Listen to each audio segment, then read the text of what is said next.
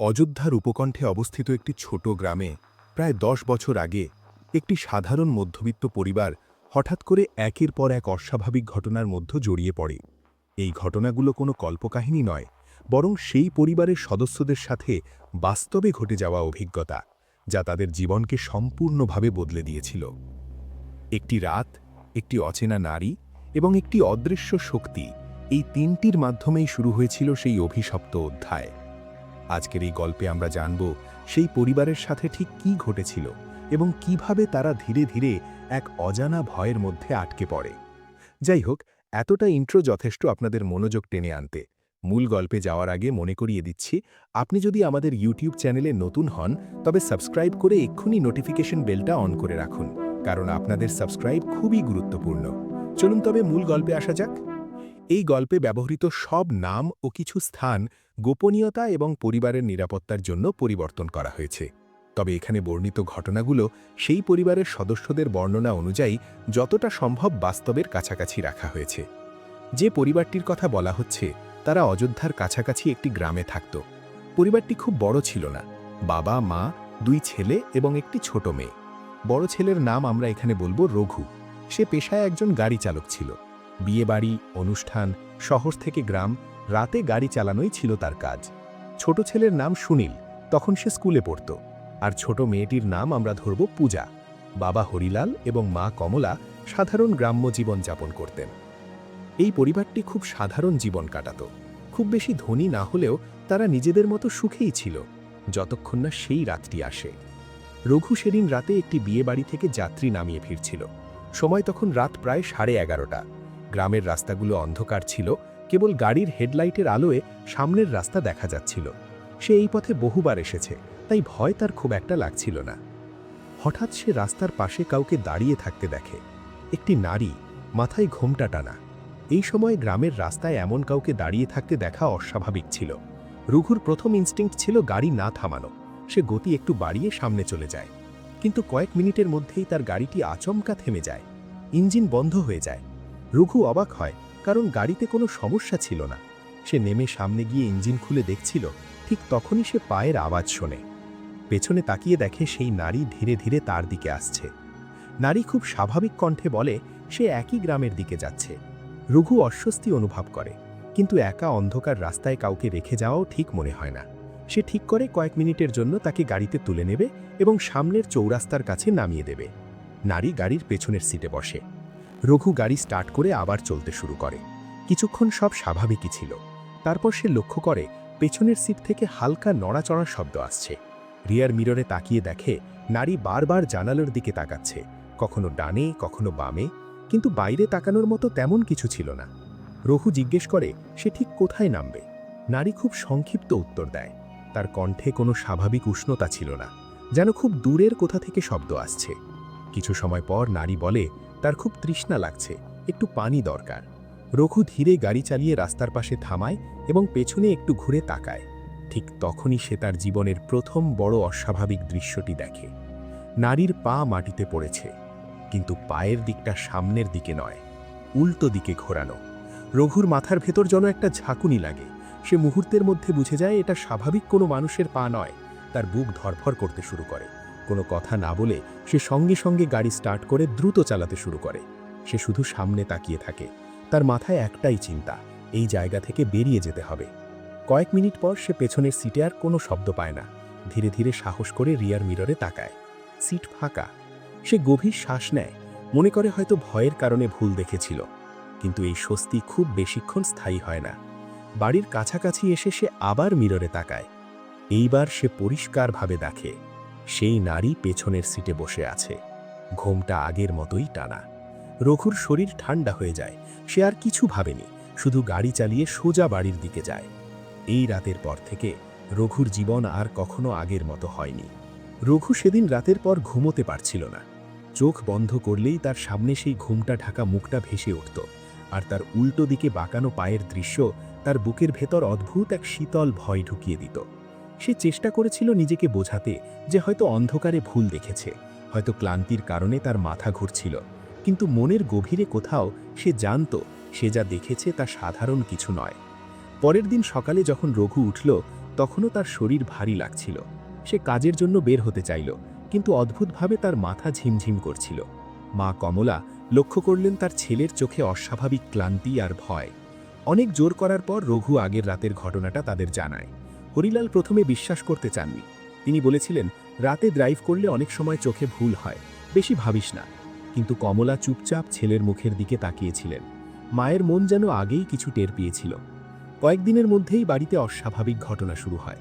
প্রথমে রান্নাঘরের কোণে একটি বড় সাপ দেখা যায়, এরপর উঠোনে বিচ্ছু। গ্রামে সাপ বিচ্ছু দেখা নতুন কিছু নয়, কিন্তু যেভাবে তারা হঠাৎ বাড়ির ভেতর ঢুকে পড়ছিল সেটা অস্বাভাবিক ছিল। কমলা প্রায়ই বলতেন, এই বাড়িতে কিছু ঠিক নেই।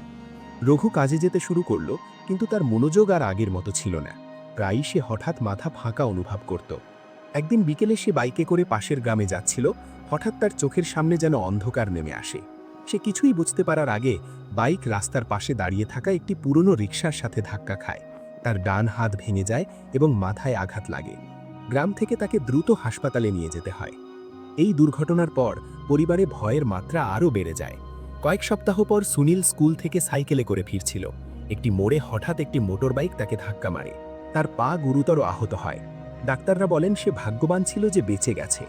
কমলা তখন নিশ্চিত হয়ে যান যে এসব কাকতালীয় নয়। তিনি একজন স্থানীয় তান্ত্রিকের কাছে যান। তান্ত্রিক কিছু মন্ত্র পড়ে বলেন বাড়িতে অশুভ কিছু আছে। তিনি একটি তাবিজ দেন এবং বলেন বাড়ির দরজায় ঝুলিয়ে রাখতে। কয়েকদিন পরিস্থিতি কিছুটা শান্ত থাকে, কিন্তু সেটা বেশি দিন নয়। এক রাতে বাড়ির পেছনের খড়ের চালায় হঠাৎ আগুন লেগে যায়। আশ্চর্যের বিষয়, প্রতিবেশীরা এলে আগুন নিজে থেকেই নিভে যায়, কিন্তু তারা চলে গেলে আবার আগুন জ্বলে ওঠে। সবাই বিভ্রান্ত হয়ে পড়ে। এরপর সবচেয়ে ভয়াবহ ঘটনা ঘটে ছোট মেয়ে পূজার সঙ্গে। সে হঠাৎ গভীর রাতে উঠে বসে অচেনা কণ্ঠে কথা বলতে শুরু করে। তার চোখের দৃষ্টি বদলে যায়। সে নিজের মাকে ধাক্কা দেয়, সুনীলকে কামড়ায়। তার কণ্ঠে রাগ আর ঘৃণা ছিল। সে বারবার বলছিল, এটা আমার জায়গা, তোরা এখান থেকে চলে যা। পরিবার তখন বুঝে যায় তারা এমন কিছুর মুখোমুখি হয়েছে যা তাদের নিয়ন্ত্রণের বাইরে। ঘরের বাতাস তখন এতটাই ভারী হয়ে উঠেছিল যে শ্বাস নিতেও কষ্ট হচ্ছিল। অরূপ বুঝতে পারছিল এই বাড়ির ভেতরে সময় স্বাভাবিকভাবে চলে না। দেওয়ালের ছায়াগুলো নিজের মতো নড়াচড়া করছিল, যেন আলো নয়, কোনো অদৃশ্য চিন্তা সেগুলোকে চালাচ্ছে। রাহুল ধীরে ধীরে পেছনে সরে যাচ্ছিল, কিন্তু তার চোখ সেই অন্ধকার কোণ থেকে সরাতে পারছিল না যেখানে শেষ দেখা গিয়েছিল ছায়া মানবটি। শিবানী নিঃশব্দে দাঁড়িয়েছিল দরজার পাশে। তার চোখে ভয় ছিল, কিন্তু তার চেয়েও বেশি ছিল ক্লান্তি, যেন সে বহু বছর ধরে এই দুঃস্বপ্ন বহন করে চলেছে। অরূপ তার দিকে তাকিয়ে বলল, এটা কিভাবে শুরু হয়েছিল? শিবানী একটা দীর্ঘ নিঃশ্বাস নিল। সে বলল তার দাদু 40 বছর আগে এই বাড়িটা তৈরি করার সময় মাটির নিচে কিছু একটা পেয়েছিলেন।